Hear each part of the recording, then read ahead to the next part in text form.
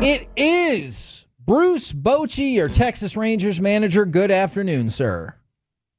Hey, guys. How's it going? We're doing very well, very excited to get the season started and get to talk with you once again.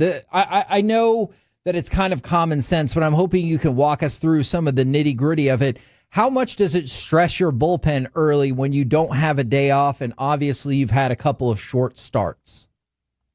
Yeah, it does stretch it out a little bit. In fact, there wasn't a lot of strategy involved in the bullpen yesterday. We really had two guys that we could use, Church and Garabito, so that kind of limits the moves you can make when most of you guys have thrown 3 out of 4 games. But you know what? We got through it. Garabito, he gave up some runs, but he did what we need from a lone guy, and that's give us innings. Church, same way. We're sitting okay today. We have 6 guys who are available. But to your point, I never was big on having a day off after that first game. But yeah, the way you're lining up your starters for the season, you are kind of slow playing them today, and where they can't go too deep in the game, and so it does get stretched out not having that day off. Bochy, I don't know if this is fair, especially this early, as far as a question goes, this early in the season, this early in his career. But is Rocker, is he not quite ready for the consistency needed at this level yet? Well, in fairness to him, yeah, he's missed some time. I think that is always going to come up, whether he's ready or not. He came in spring training. He was behind a little bit. He got a little bit better as it went. And I said with he and Leiter, we're still going to have growing pains with him. And hopefully he learns from yesterday on his pitch selection, holding the runners. These are things that he'll get better at with experience. So when you lose 2 starters, we had to push guys a little bit, and he's a guy that came up last year and threw the ball fairly well. So I'm not going to say he's not ready.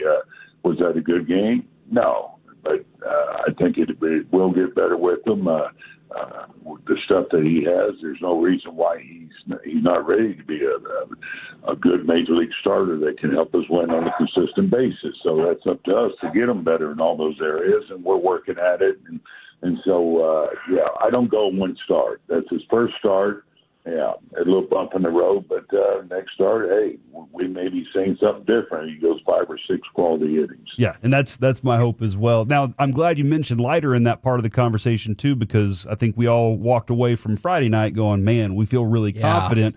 But the next start, this is now his turn to see how he does the next time, and then the next time, and the next time, and how important is that to continue? Because like Kevin and I, we did weekend radio. And then we got on every day, and we were like, oh, we have to do this every day. And it kind of changes your approach and all those things. Yeah, well, with Jack, you're hoping that start actually jumpstarts him to being a consistent major league starter, which there's no reason why he's not going to be that. We know he's going to be that. So we'll see how it goes tomorrow. But I just love the new pitches that he has. I'm talking about the 2-seamer, the change-up. I think that's going to help him out. He's holding runners well. He does all the little things you like. He can fill his position. More importantly, he's throwing more strikes now, more quality strikes. Now, what has to happen is do that on a consistent basis, and that's what determines whether they be able to stay in the rotation, performance-based, as you well know. And we're not going to have Bradford or Gray for a while. We do have Corbin down there throwing, so we have to make adjustments. Yeah, we'll do it. But meanwhile, we need these kids to help us. And, one had a good start, the other one had a bump. But I really think that, when it's all said and done, we're looking at 2 really good pitchers. Obviously, we're talking about a significantly longer time frame with Gray when you mentioned that, since he's on the 60-day IL. Are there any more updates or any kind of time frame for Cody Bradford? Because obviously fans are anxious to see him too. No, you know what? He's probably going to throw here. I think it's about 10 days now, maybe soft. Start throwing easy. But it's going to be, it's going to be a long rehab. we can't push this. So it's going to be a gradual thing. I'm talking 4 weeks probably in that area before he even probably gets on the mound and starts, throwing the hitters. And that's without talking to our trainer the last couple of days about him. So he could be even in a possible 60-day. That's how close it is, and whether he'll be ready when the injury happens. So, but the good news is he is doing well, and that's what we're excited about. So we can't really think about him right now because it's going to be a while before he's back. Okay, and I don't want to belabor the point. I promise I'll move on after this. Can you tell us anything more about what happened to him? Because we just heard like the scans came back clean. Okay, great. Hopefully no Tommy John, but like obviously it's a long process and a bigger injury. Well, anytime you get in that, around the elbow area, the forearm, there's always a little concern there, and so you have to slow play this thing.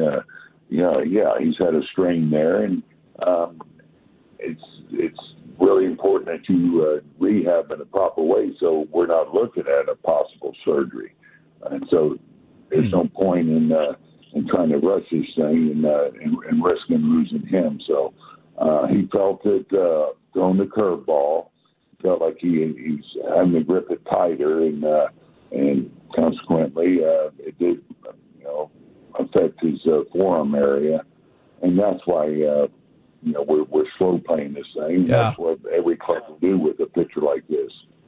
Coach, I was very interested to see how Adolis would step to the plate, because I know he kind of worked on shortening the swing a little bit, and then he went kind of back to what he typically does, and then he gets up there, and now he's just crushing again, and that's awesome to see. And then, I love when he points over at you guys in the dugout after he hits a bomb too. What is the thing that kind of worked for him? Was it just kind of getting away from what he did and then refining himself? What are you seeing there? I think more than anything, combining, his adjustment that he made this winter, shorten up the swing, trying to help his ability not only lay out the high pitch, but to handle that upper rail fastball by being a little quicker to it, cut back to strikeouts, maybe cut back some chasing. He probably overdid a little bit and took away from what we want him to do, and that's some slugging. And so anyway, he made the adjustment. I thought, when he got a little bit of time off there in spring training, I think he looked at some things and made that adjustment. And so now he's got them both working. And now we got the player that we saw in 2023, a guy that's under control, has good balance up there, and is laying out pitches. But yet, he's looking to do damage on them. When he first started spring training, he was in a contact mode, and that's not the Garcia that we wanted or want. But to his credit, though, he did make that adjustment. So I think the first adjustment helped the second. Do you have a list of players on your team that you think need a torpedo bat? Yeah, that's going to be a big topic here, especially with their guy using one, having a big day yesterday for the Reds. And so, I think every club's going to be looking at it. We are, I can tell you that. And I'm sure there's going to be some bats in here. Peterson, he had one in spring training. I have kidded with a couple players about, hey, it's going to be perfect for you. We're just having fun with it, where you can move the sweet spot. But we're not clicking. I get that we're not, and it's early. These guys will get the bats going. So as far as this bat, it's going to be interesting on what happens here with this club, on who wants to try it, who wants to use it, because of what's happening in the game. When a team has success, I don't care if it's with the bats, it could be a pitching adjustment, something, hey, other teams are going to try it, other players are going to try it, and I'm sure we will. From a logistical standpoint, because I'm just fascinated by like the day in, day out work that goes on into this, Do you guys just order a ton of these bats so everyone can try one out? Is that a player by player? I need to order my own new bats. Like, how does that work if you guys are checking them out? Yeah, the player, they ordered the time they wanted to wait and everything. Yeah, that's really how it's done. Like I said, Peterson, he's got, I think, a couple here, a couple of those bats. And so, guys, I don't know who has interest in ordering them. It was a topic yesterday, but my guess is there's going to be quite a few players that bring them in our club. I can promise you. We're looking at the data, and they will be here, guys. So we'll have that available. It's just like anything that comes in new in baseball. This trajectory machine, it's a machine that can simulate what the pitcher you're facing is throwing that night. Now we have one here. We had one in spring training. A lot of clubs have them. It's just, we want to be up on everything. We want to have all the resources possible for these players to help them become the best player that they can be, including these bats. I think we can all understand how a bat could make a difference. I'm curious, in your playing career, was there ever someone in the clubhouse that was having success because like they did their socks differently or wore their hat differently, and you're like, I'll try anything to roll like that guy? Well, I don't know, going to that degree as far as socks or anything. But I will say, I know when I came up, Bob Watson, who was the first baseman, he taught me into using this 36-inch, 36-ounce bat. It's a huge bat. He said, all you got to do is catch it out front with it. And so, that got contagious with the ball club. A lot of guys were using it. But that's just an example, where, somebody has success doing something and hey, it works for them, you're going to try it. And obviously I couldn't hit like Bob Watson. And I went back to my 35-33, but hey, I tried it and I loved it at first, but it's a pretty heavy bat to get around when somebody's throwing 97, 98 miles an hour. Like, yeah, it is. Now, Jake Berger, I think we all expected, he's gonna come in, he's gonna provide some pop to this thing, but that dude's a cat over at first base, man. I did not expect that kind of some of the plays that he's made have been really nice. Oh, I'm not surprised. We talked about going in spring training, how nice it was for Jake. We're talking about just to concentrate at first base, where he was playing third, playing some first, even a little bit of second base, but his total focus was getting better defensively at first base. And Ragsdale worked with him every day. And, he runs better than you think. He's quicker than you think. He has a good arm over there. There's no reason why this guy can't be one of the better first basemen in the game. And he's already made some nice picks over there, some nice plays. So he's going to be just fine there. I thought it was big for him to hit that home run. I think he's been putting a little pressure on himself, being the new guy over here, and so to get that out of the way, I think probably did take some pressure off him. Hopefully, it'll be a short-term deal. But can you tell us anything about what you tell to somebody like Josh Jung, who clearly wants it a lot, but it just seems like he cannot catch a break on the injury front? Yeah, I called him yesterday to see how he's doing, and he's doing great. We expect him to come off the DL or IL, you have to call it now, when he's ready. So, last thing on him to think this is going to be going on the rest of his career. It goes setback. He is young. He's been on the IL a lot, but we think this is something that will clear up. We'll get this out of the way, and knock on wood, we won't be talking about this the rest of the season. And then the last thing I was curious about, I know the fan base feels that today is a Nate Eovaldi day. What's that feeling in the clubhouse when you're like, oh yeah, we got Nate going today?